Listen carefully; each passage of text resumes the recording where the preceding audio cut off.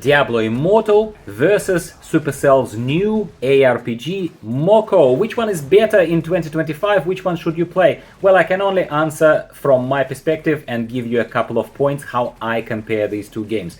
Both are still very solid, very valid ARPGs, action RPGs in 2025, but both are very different. MoCo gives me something that Diablo franchise, Path of Exile for that matter, have never given me. They are darker universes with much more involved, intricate mechanics, a lot of skills, a lot of permutations of how you can build your character, which is great in itself.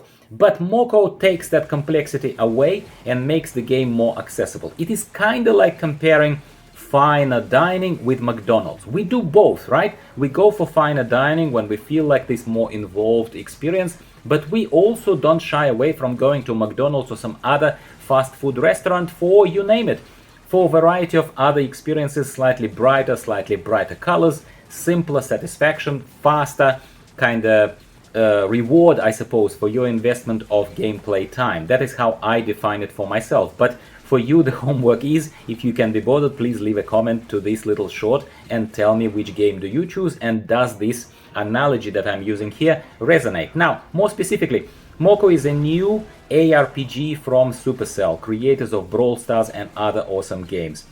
I got hooked on it. I got hooked on it over the course of my holidays in Bali. I've been producing a lot of shorts and I continue producing them now that I'm back in Sydney right now. It's a wonderful game. It still has depth. It's not trivial. It is simpler than Path of Exile. It is simpler than Diablo Immortal. It is lighter and jollier, much jollier quite obviously. But the satisfaction is also faster to achieve here. Your class is determined by the weapon that you're using. There are lots of weapons, there are lots of gadgets, there are lots of passives, and they are all kinda working together. You can still play kinda a tank with a shield if you like. You can still play a dedicated healer, but you will be less effective in the solo gameplay, just like in any normal game such as World of Warcraft or something. Or you can be a melee DPS, you can be a ranged DPS, and those gadgets, they work together in a variety of different ways to give the game depth.